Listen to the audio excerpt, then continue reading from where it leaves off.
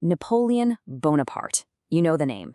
For what, over 200 years now, it stood for brilliance, for ambition, and of course, for controversy. I mean, he's one of the most debated figures in all of history, right? A military genius who literally redrew the map of Europe.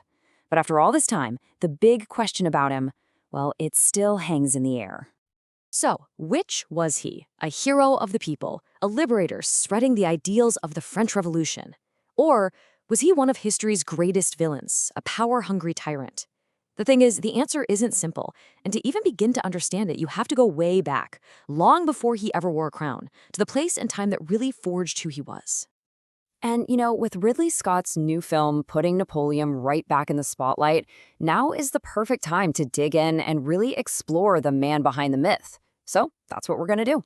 We're going to trace his story, from his beginnings as an outsider on a tiny island all the way to becoming a French general.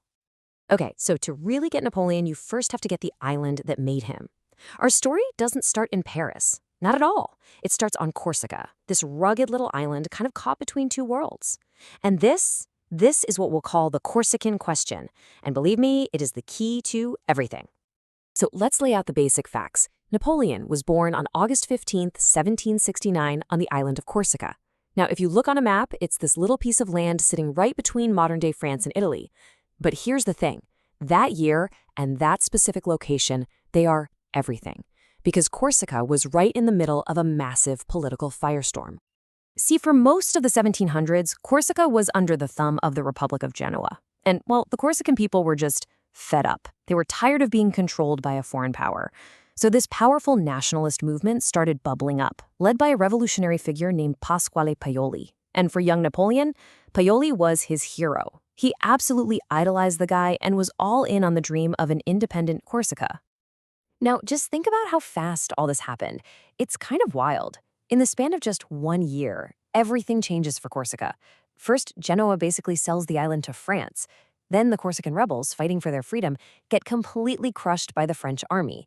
And then, get this, just 3 months after that devastating defeat, Napoleon is born. The timing is just incredible. This boy, who would grow up dreaming of a free Corsica, was, by a total fluke of birth, a citizen of the exact nation that had just conquered his homeland. And, this conflict wasn't just political. For Napoleon, it was deeply, deeply personal. And it all centered on the one man who should have been his greatest hero, his own father. So Napoleon's dad, Carlo Bonaparte, was a lawyer. And at first, he was on the right side of things, at least in Napoleon's eyes. He was a big supporter of Corsican independence, right there in the trenches with Paoli, fighting for a free Corsica. But then the French invaded, and everything changed. And this right here just perfectly shows the conflict that defined Napoleon's entire youth. So you have the rebel leader Paoli, who flees into exile, a hero. But Carlo Bonaparte? He makes a different choice. He switches sides, he cozies up to the new French rulers and uses his connections to get a fancy noble status for his family. To Napoleon, this was just the ultimate betrayal. He saw his dad as a total sellout who traded his ideals for a title and a bit of comfort. But here's the kicker, the great irony of Napoleon's early life. It was his father's so-called betrayal, those very connections to the French that Napoleon hated so much, that ended up getting him scholarships to attend prestigious military schools in France. I mean, think about that. The path to his entire future was paved by the very actions he couldn't stand. So there you have it. This young guy, just filled with resentment for France, totally disappointed in his own father, is then shipped off right into the heart of the kingdom that conquered his home. And this is where the general we all know begins to take shape. And life in France, well, it was rough. At the military academy, he was a total outcast. I mean, completely isolated. The other students were all these wealthy, snobby French aristocrats, and they just looked right down their noses at him. They made fun of his thick Corsican accent, treated him like a total foreigner, a second-class citizen. So what do you do in a situation like that? Well, Napoleon turned inward. He totally avoided the social scene and just buried himself in books.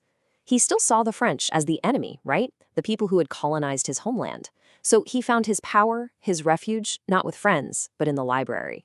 And this isolation, it didn't just make him a scholar. It forged this relentless, burning ambition to prove every single one of those people wrong. And he wasn't just reading random stuff, no, he was building an intellectual arsenal. He devoured writers like Rousseau, especially because Rousseau had actually praised the bravery of the Corsican people. He pored over Plutarch's stories of great men like Alexander the Great, but his number one hero, the guy he idolized above all others, Julius Caesar. He was basically studying the playbook of history's greatest conquerors. So yeah, he might have been a social outcast, but academically, the guy was brilliant. And he excelled in the exact subjects a future military commander would need. History, to learn from the past, geography, to master the battlefield, and mathematics, absolutely essential for an artillery officer. Whether he knew it or not, he was training himself for greatness.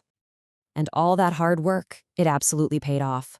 When he graduated, he was commissioned as a second lieutenant in the Royal Artillery of the French Army. Just let that sink in. The outsider from a conquered island was now an officer in the army of his conquerors, one of the most powerful armies on the planet.